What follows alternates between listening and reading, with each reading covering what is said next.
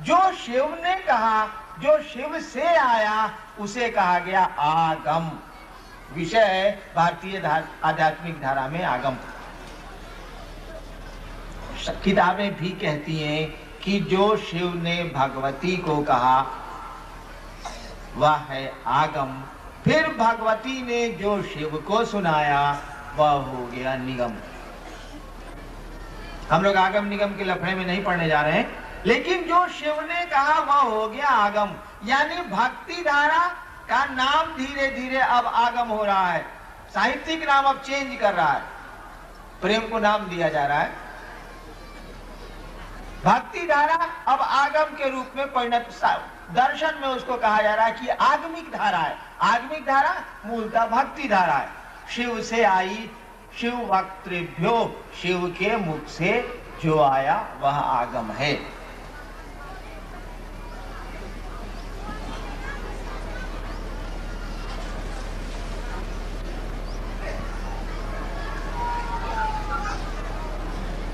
जो शिव की पूजा की परंपरा धीरे धीरे इधर आई, वैदिक काल में आई, तो ऋग्वेद के बाद यजुर्वेद, अथर्ववेद, सामवेद में तो गीत है, कुछ है नहीं। यजुर्वेद और अथर्ववेद के पीरियड में शिव से जुड़ी हुई शक्ति धीरे धीरे स्वतंत्र रूप में निखरने लगी है।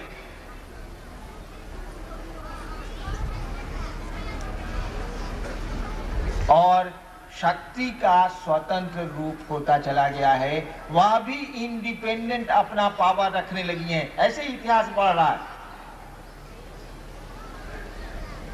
ऋग्वेद में एक देवी का नाम आया है, यजुर्वेद में उसी देवी को कहा गया है, और शिव से जुड़ी एक देवी का नाम आया।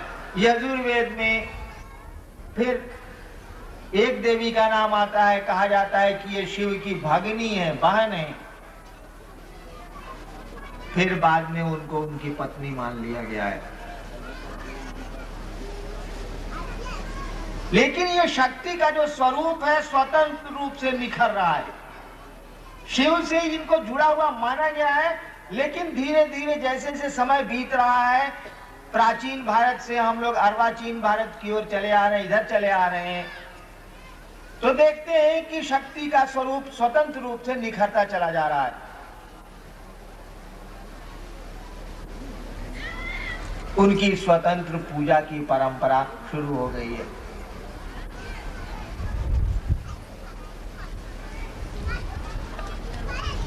धीरे धीरे क्या हुआ कि सक्षम गुरुओं की कमी होने लगी।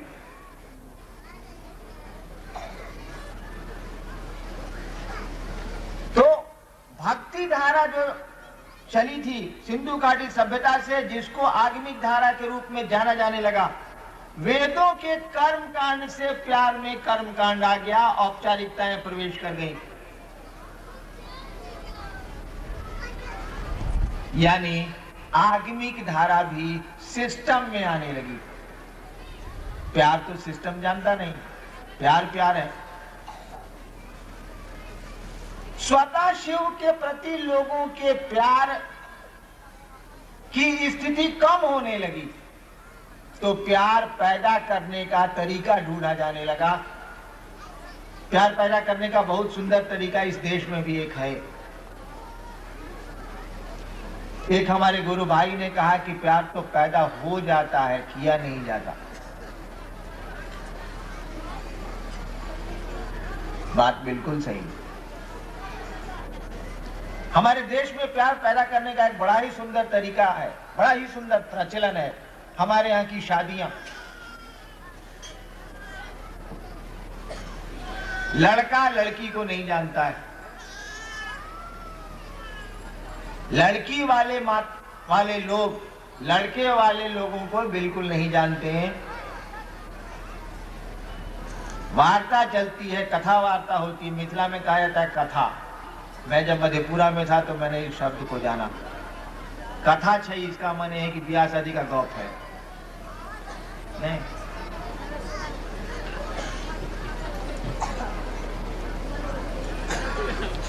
लड़की वाले लड़के वालों से बात करते हैं, शादी की तिथि तय होती है। लड़का लड़की के बारे में कुछ भी नहीं जानता है। लड़के की मना स्थिति, लड़की की मना स्थिति, दोनों का परिवेश भिन्न है। न लड़की लड़के को जानती है, न लड़का लड़के को जानता है। दोनों की स्थितियां और परिवेश भी भिन्न भिन्न है।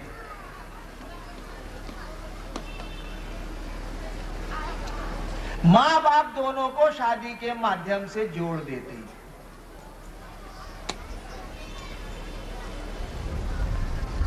माँ बाप दोनों को शादी के विवाह के उत्सव में दोनों को जोड़ देते हैं, शादियां करा देते हैं।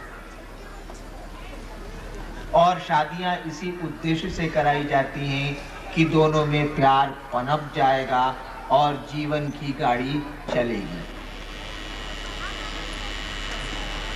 और चलती है।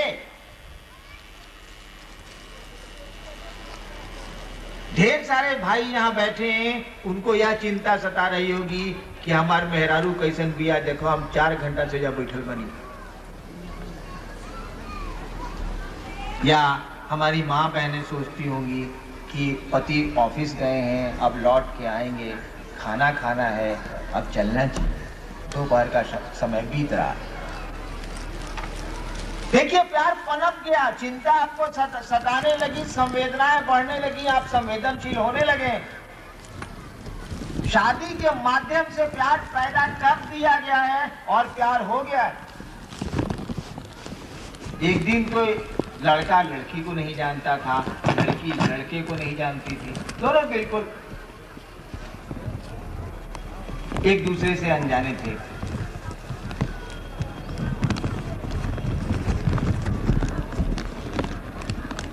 तो जब शिव से स्वतः प्यार करने की मना स्थिति में कमी आने लगी लोगों को,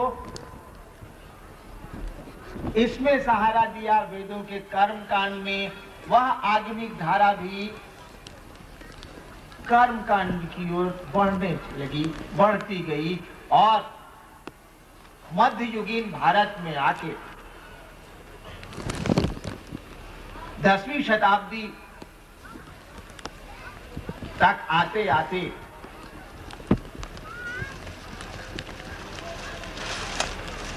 आगमिक धारा जो बाद में तंत्र के नाम से जानी गई, उसको भी मजबूर होना पड़ा वेदों का वर्चस्व स्वीकार करने को। कोई उपाय नहीं बच गया।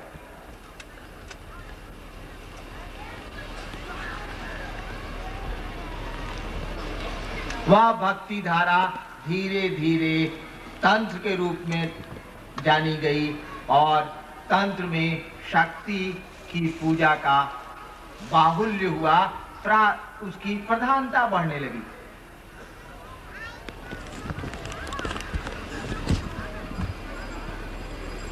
अब शक्ति को जगा के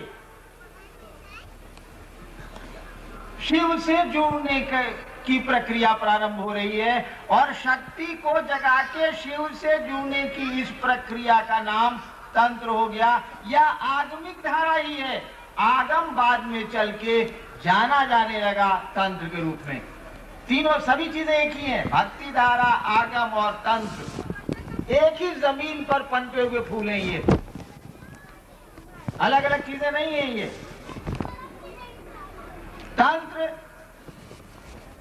प्रोडक्ट है भक्ति धारा का, आगम प्रोडक्ट है भक्ति धारा का, यानी मूल में भक्ति धारा ही है। और इसका बहुत सुंदर प्रमाण, छोड़िए इतिहास को, क्या बोलता है इतिहास, इसका बहुत सुंदर प्रमाण आपको मिलेगा। आप भारतवर्ष के तांत्रिकों की जीवन गाथा को पढ़ लें। आप इस देश में जो तांत्रिक के नाम से जाने गए हैं लोग, उनका जीवन इतिहास पढ़ लीजिए, साफ लगेगा कि ये भक्ति धारा है। भारतवर्ष के तांत्रिकों का नाम लीजिए तो जरा, जिनको हम आप जानते हैं, उन्हीं को ना बड़ा मानेंगे हम लोग। इधर से चलिए, वर्तमान काल से हम लोग पीछे थोड़ा सा घुस के देखें। एक दो उदाहरण। रामकृष्ण परमहंस, विवेकानंद जी के गुरु। जीवन शुरू किया कर्म कांड से, शुरुआत है, प्यार पनपाने की कोशिश हो रही, और आ गए कहां? बिल्कुल प्रेम में, भक्ति में। अपने शिष्य विवेकानंद को कहते हैं नोरेन मां डाकचे, नरेंद्र मां आवाज देती।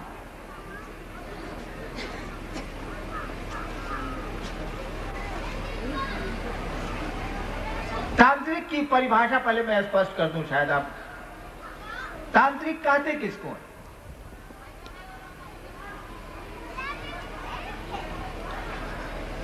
जो शिव और शक्ति से प्रेम करता है उसे ही तांत्रिक कहते हैं।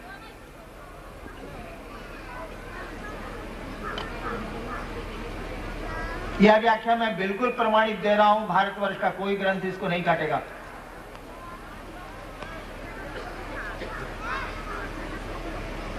योग से जुड़ा हुआ विज्ञान है हमारे यहाँ, बहुत बड़ी पुरानी पुस्तक है हम लोगों के पास, विज्ञान भैरव तंत्र।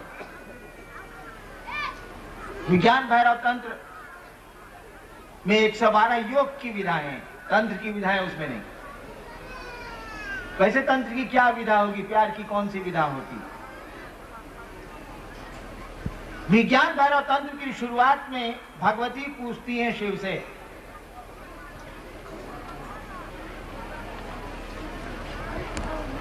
कि तंत्र क्या है? हे शिव तंत्र क्या है? ओ लॉर्ड व्हाट इज तंत्र? हे शिव तंत्र क्या है? शिव कहते हैं कि हे पार्वती, तंत्र कुछ भी नहीं है, बस प्यार और समर्पण है। ओ देवी, लव, तंत्र is nothing but love and surrender. तांत्रिक उसे कहते हैं जो शिव और उनकी शक्ति से, उनकी इच्छा से, शक्तियां शिव की इच्छा है। तांत्रिक उसे कहते हैं जो शिव और शक्ति से प्यार करता है, प्रेम करता है। और आप जानते हैं प्रेम लेता नहीं है, प्रेम देता है। प्रेम में लेने का सिस्टम नहीं है भैया, देने का सिस्टम। किसी को प्रेम करके देखिए, आप उससे कुछ भी लेना नहीं चाहेंगे, देना चाहेंगे। मेरे सुख अब तेरे, तेरे दुख अब मेरे। दुख लेना चाहेंगे, दुख उसको देंगे नहीं, उसको परेशानियां देंगे नहीं। जो तुम आ जाते एक बार, कितनी खुशियां, कितने संदेश पथ में बिछ जाते, वन पराग गाता प्राणों का तार तार। देखिए प्रेम की स्थिति। तो जो शिव और शक्ति से प्रेम करते हैं, भारतवर्ष उन्हें तांत्रिक मानता रहा है, यही तांत्रिक की परिभाषा है। और इस परिभाषा के तहत हम जानते हैं कि रामकृष्ण परमहंस भगवती के, काली के बहुत बड़े भक्त थे। और देखिए उस तांत्रिक की मना स्थिति, नोरेन मां डाकचे।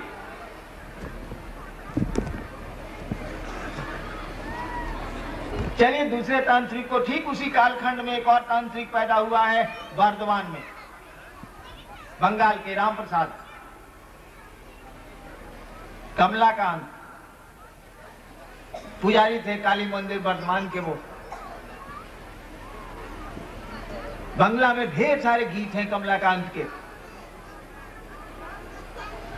आज भी आप बर्धमान के उस वो जो उनका बर्धमान की महारानी थी, उनका जो मंदिर है, आप जाएंगे तो देखेंगे कि वो कमलाकांत जहाँ बैठा करते थे वहाँ आदमी की खोपड़ी रखी है और चिमटा रखा है, ढेर सारी चीजें उनकी रखी हैं। कमलाकांत ने शुरू किया साधना से, श्मशान की साधना से, मानव खोपड़ियों से साधना की होगी उन्होंने, अभी भी रखा है, मैंने देखा।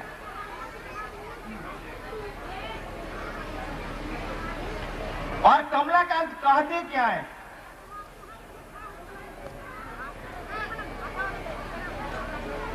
सकलई तुम्हार इच्छा,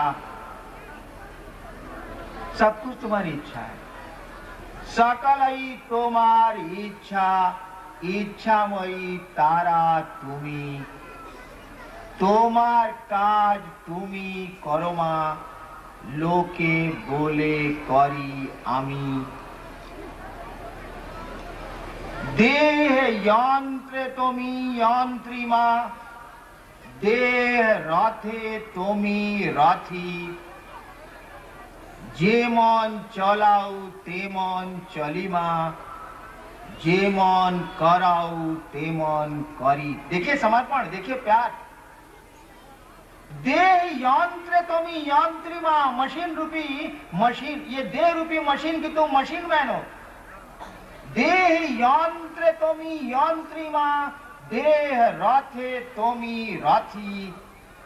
जेमन चलाओ तेमन चलिमा, जैसे मन करे वैसे ले चलो।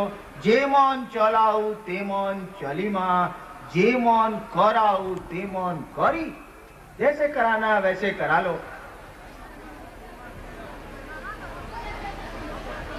देखिए यहाँ केवल प्रेम है और कुछ नहीं है। पूजा के सामान में आदमी की खोपड़ी भी मिल रही है, कमलाकांत जहां बैठे हैं आज भी रखी है बर्धमान के उस काली मंदिर में। और कमलाकांत कह क्या रहे हैं? कह रहे कि लोके बोले कौरी आमी, लोग बोलते हैं कि मैं करता हूं।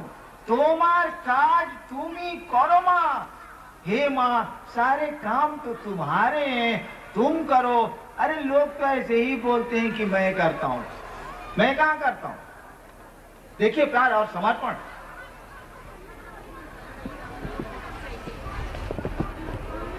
और उदाहरण चलिए, एक और उदाहरण देखिए। वामा खेपा, बंगाल तारापीठ। वह मां का दीवाना है। मंदिर में वामा खेपा ने पैखाना कर दिया, मंदिर के पुजारी के पद से उनको हटा दिया गया। प्यार में होश ही नहीं रहा। वामा खेपा बिना तारा के रह ही नहीं सकते। प्यार में ऐसा लगता है कि अपने पॉकेट में रखते हैं वो भगवती को। यानी मैं यह कह रहा था कि तंत्र कुछ भी नहीं है, बस प्यार है। वो सिंधु घाटी सभ्यता से चली भक्ति धारा भारतवर्ष की। इतिहासकारों का यह कहना कि प्राचीनतम भारत में भक्ति धारा थी। आज भी इस वर्तमान काल में भक्ति धारा ही है। आज भी वही प्रेमोपासना है। आज आप घरों में देखें लोग क्या करते हैं, अगरबत्ती जलाया, प्रणाम किया, एक दो स्तुति गाली। देखिए वही प्रचलन है। आज योग घरों में नहीं है, तंत्र घरों में है। तंत्र यानी भक्ति, तंत्र घरों में है, भारत के घर घर में है। अनजाने रूप से है। आप तंत्र की ही पूजा करते हैं। भक्ति धारा भारतवर्ष में पूरे घर घर में फैली है।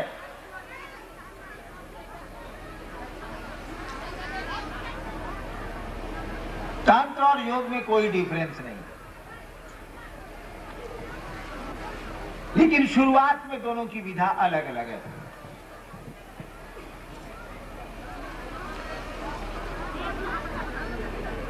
तंत्र शब्द का अर्थ है फैल जाना, तन्ना, तनु धातु से बना है, एक्सपेंशन। तंत्र शब्द का अर्थ है तन्ना, फैलाओ, इतना फैलाओ कि परमात्मा के मन के बराबर व्यक्ति का मन हो जाए, जीवात्मा का मन हो जाए। योग का भी यही अर्थ है, जुड़ जाना। Plus of the unit mind with the cosmic mind. योग का भी अर्थ है अपने को परमात्मा से जोड़ देना। लेकिन दोनों में थोड़ा सा शुरुआत में अंतर है। भक्ति धारा ने कहा कि प्रेम में तो कुछ छोड़ने और पकड़ने की जरूरत ही नहीं है। आप मुर्गा खाइए तब भी किसी से प्रेम कर सकते हैं। भाई अपने बेटे से प्रेम करने में मुर्गा कहां से दिक्कत पैदा करता है? आप प्याज लहसुन नहीं भी खाइए तो अपने बेटे को प्रेम करने में कहां असुविधा पैदा होती है? आप लाल कपड़ा पहनिए या साधु का बाना पहनिए या पैजामा पहनिए, पहनिए, भाई पत्नी से प्रेम करने में पतलून कहाँ आड़े आती है? प्रेम तो मन की चीज है, भीतर की चीज है। तो प्रेम में तो कोई वासना हो ही नहीं सकती, कोई रुकावट हो ही नहीं सकती। भक्ति में कोई रोक टोक है ही नहीं।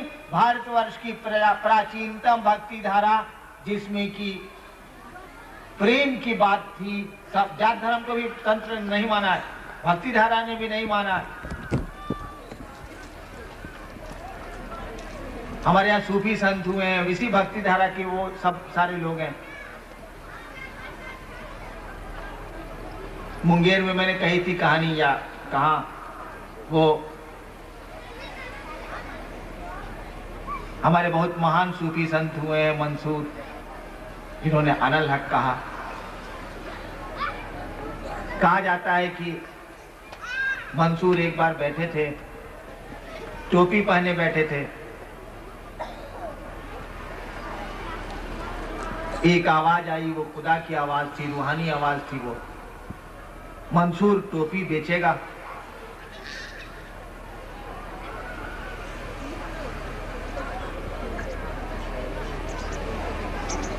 मैंने जो सुन रखा है वही मैं कह रहा हूं। खुदा ने कहा मंसूर टोपी बेचेगा। मंसूर ने कब कहा तेरे पास है क्या जो तू खरीदेगा? फिर आवाज आई मंसूर टोपी बेचेगा। और मंसूर ने फिर कहा तेरे पास है क्या जो तू खरीदेगा? आवाज आई पूरी कायनात मेरी, पूरी सृष्टि मेरी, सब कुछ मेरा, और तू कहता है कि मेरे पास है क्या जो मैं खरीदूं? बोल, बेचेगा अपनी टोपी? मंसूर ने कहा ठीक बेचूंगा, एक मेरा काम कर दे, मैं बेच दूंगा टोपी अपनी। खुदा ने कहा बोलो। मंसूर ने कहा मुझको जन्नत दे दे, लेकिन एक शर्त है, और किसी को मत देना। खुदा ने कहा ये कैसे संभव? मंसूर ने कहा ठीक, जन्नत न देता है मत दे, मुझको जहन्नुम दे दे, लेकिन एक शर्त है, और किसी को फिर मत देना। खुदा ने कहा ये भी कैसे संभव है मंसूर? मंसूर ने कहा मैंने कहा ना कि तेरे पास है क्या जो तू खरीदेगा? मुझको टोपी नहीं बेचनी, तू जा। देखिए प्यार, ये संवाद क्या बोल रहे हैं? एक दीवाना है खुदा का, प्रेमी है भगवान का। ये संवाद तो इसी के द्योतक है ना। तो प्यार में तो कोई वासना होती नहीं।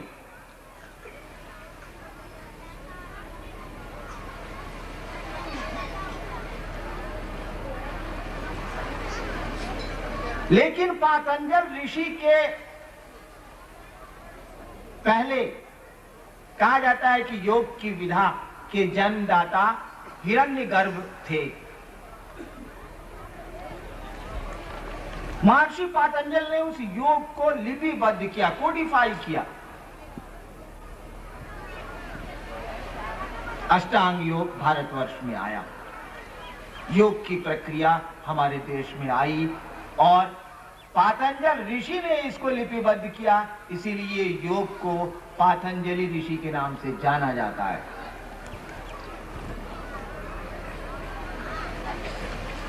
योग का पहला सिद्धांत बना कि भाई मन से परमात्मा को जुड़ना है।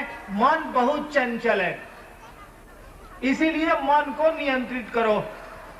चित्त वृत्ति निरोधा योगा। संस्कृत मुझको नहीं आती, सुधार कर लेंगे आप। चित्त वृत्तियों का निरोध योग है, यानी मन को कंट्रोल करो। ब्रह्मचर्य करो, अस्तेय करो, अपरिग्रह करो, यम नियम जो है उसके 10। योग ने शुरू किया कि अब तुम अपने मन पर नियंत्रण करो। प्याज लहसुन मत खाओ, क्योंकि पचने में गरिष्ठ होता है, 48 घंटे में पचता है, और यह मन को विचलित करेगा। कहा कि भोजन पर नियंत्रण करो। गरिष्ठ भोजन शरीर में प्रभाव अपना डालते हैं और शरीर से मन जुड़ा हुआ है, इसीलिए मन भी प्रभावित होगा।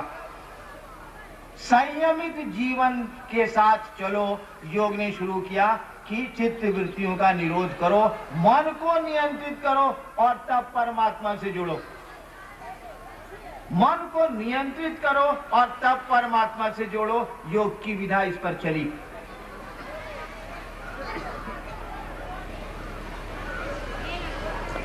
मन को नियंत्रित करके परमात्मा की ओर ले चलने की विधा योग के द्वारा आई।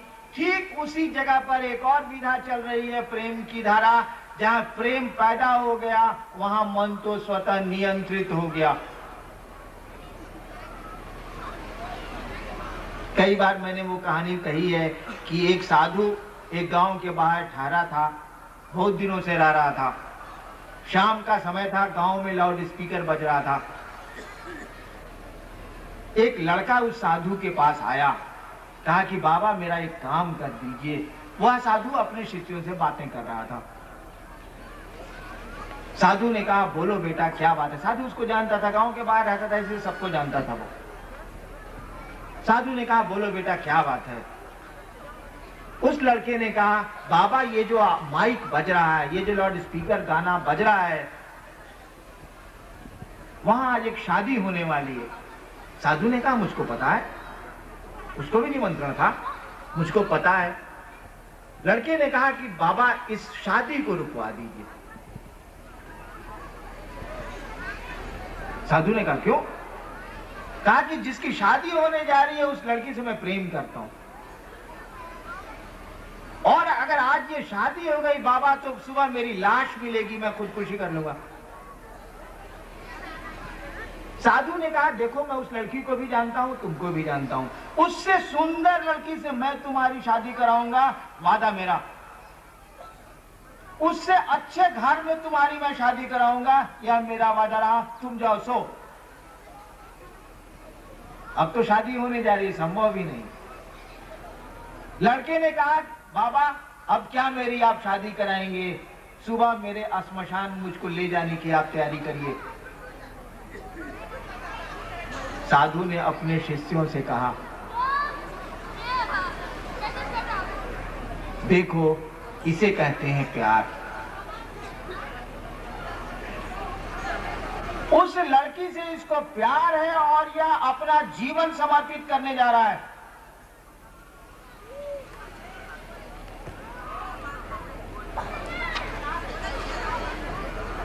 इसको अभी कुछ नहीं सूझ रहा है उसके अलावा। लैला मजनू की स्थिति पैदा हो गई है, मीरा और कृष्ण की स्थिति पैदा हो गई, रामकृष्ण परमहंस और काली की स्थिति पैदा हो गई। आप बताइए कौन सी चित्त वृत्ति का निरोध किया था उस लड़के ने उस लड़की से प्यार करने को? अपनी पत्नी से, अपने बच्चे से प्यार करने के लिए कौन से अपने मन को आपने नियंत्रित किया?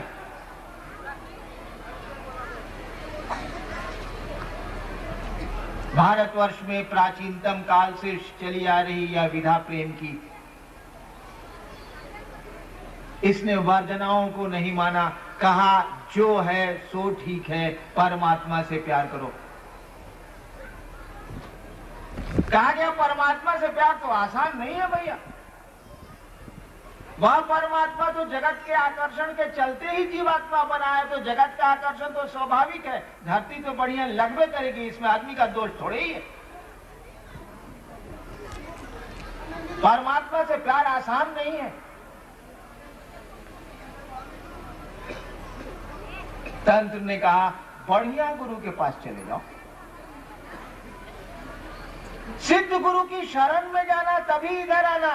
क्यों इधर सिद्ध गुरु की शरण के बिना इधर नहीं आना? क्योंकि यह कुछ रोकता ही नहीं है, जीवन के अस्तित्ववाद में चलता है। प्रेम तो जीवन के अस्तित्ववाद से शुरू होता है। तंत्र प्रेम की ही धारा रही है, तंत्र प्रेम का ही बाद में नाम हुआ है, भक्ति धारा का ही ऑफशूट है, ये उसी का ब्रांच है, उसी की टहनी है ये।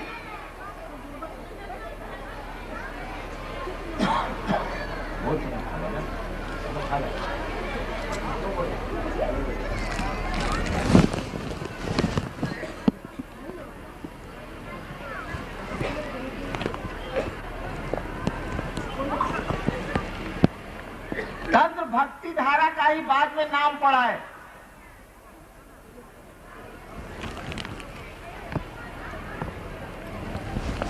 संत ने कहा कि ये तो जीवन के अस्तित्ववाद से शुरू होता है, प्रेम तो जीवन के अस्तित्ववाद से शुरू होता है।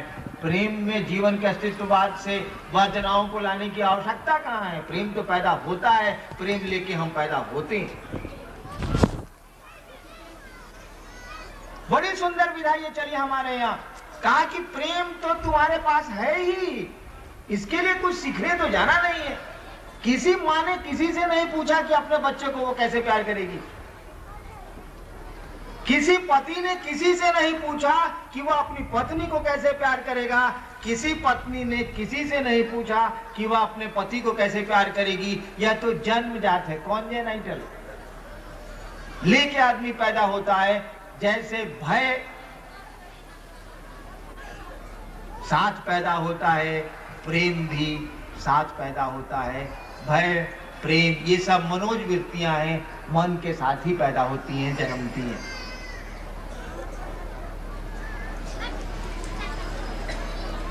शिव ने कहा कि भाई परमात्मा को पाने के लिए हंगामा क्या, किससे क्या सीखना है? परमात्मा इतना कमजोर है कि अपनी ही सृष्टि को अपने पास आने के लिए, कुछ सीखने के लिए छोड़ देगा। शिव से आई हुई विधा ने कहा कि प्रेम तो तुम्हारे पास है, सीखने कहा जाना है, प्रेम तो तुम करते ही हो। ठीक है, शिव से नहीं करते, परमात्मा से नहीं करते, अपने संसार अपनी दुनिया से तो करते हो। बस उसी प्रेम को मोड़ दो परमात्मा की ओर। प्रेम दो में भाईजान पैदा तो जरूर होता है। प्रेम दो सत्ताओं में ही पनपता है, एक में नहीं होगा ये। लेकिन दो सत्ताओं में रहता नहीं है, रह नहीं सकता है। प्रेम दो सत्ताओं को एक करता है। दो में पैदा होके दो में रहता नहीं है, रह ही नहीं सकता है ये। प्रेम गली अति सांकरी जामे दो न समाए। प्रेम की गली बड़ी पतली है, जिसमें दो नहीं आते, एक आता है, लेकिन पैदा होता है दो में।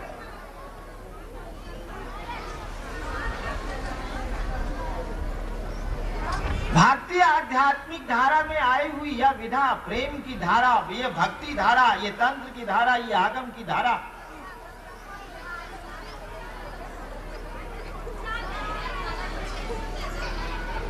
बाद में शाखाओं में बदली है, चीज तो वही है। इसके मूल स्रोत पर आप जाएंगे तो देखेंगे कि जो एक एक मनुष्य को सहजता से उपलब्ध है, जो चीज प्रेम की, प्यार की स्थिति, एक एक मनुष्य को प्यार करने आता है। कहा गया कि आपको तो प्यार करने आता ही है, शिव से प्यार करिए ना। शिव से जैसे प्यार करिएगा, यह प्यार दो सत्ताओं को एक कर देगा। इसके लिए कहा जाना है, सबके पास तो है ही ये हुनर, ये कला तो सबको आती, किसी से कोई नहीं सीखता। और जब भी किसी विशेष पद्धति को आप लागू करेंगे कि इस विशेष पद्धति से परमात्मा मिलेगा, तो हो सकता है कुछ लोग उस विशेष परिस्थिति, विशेष पद्धति के अनुकूल नहीं हो। अगर आप कहें कि मांस मछली छोड़ के ही आओ तभी परमात्मा मिलेगा, तो ढेर सारे लोग हैं अभी भी विश्व में जो मांस मछली अगर छोड़ दें, यानी मांसाहारी भोजन छोड़ दें, तो उनको भोजन मिल ही नहीं सकता है, उपलब्धता भी उनको नहीं है, या स्वभाव नहीं है, तब तो वो परमात्मा को नहीं पाएगा ना। लेकिन वह भी परमात्मा को प्रेम करता, वह भी किसी न किसी को प्रेम करता है। कहा गया कि प्रेम तो सबके पास है। भैया परमात्मा से प्यार करो ना। कठिन जरूर है परमात्मा से प्यार हो जाना आदमी के मन में, सहज नहीं है, ये आसान नहीं है।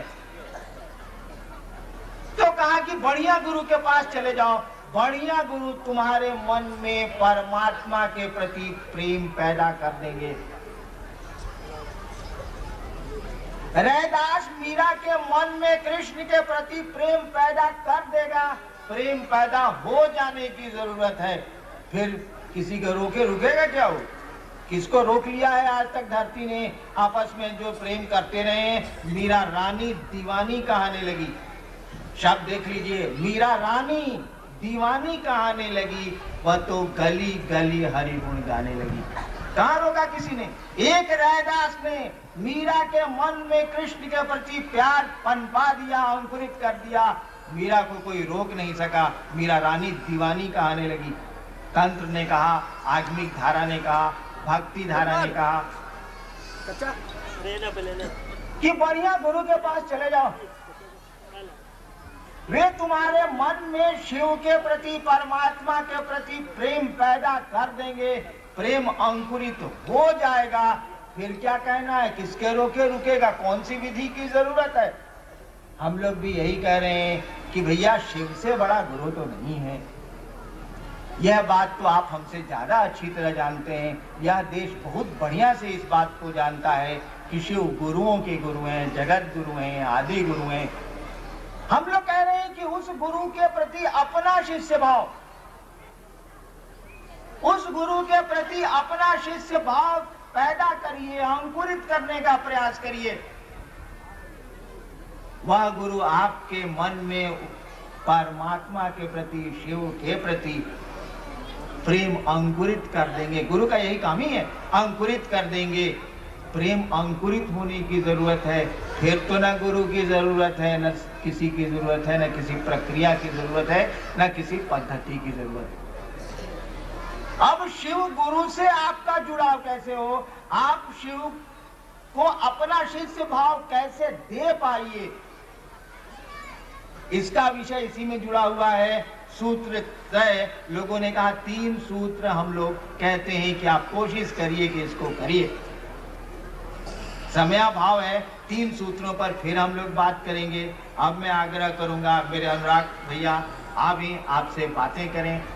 तब तक के लिए आप सबों को मेरा प्रणाम। शिव गुरु कारवां के माध्यम से हमसे जुड़ने वाले, हमें देखने वाले आप सभी से मेरा अनुरोध है कि हमारे वीडियो को लाइक करें, शेयर करें और हमारे चैनल को सब्सक्राइब करें।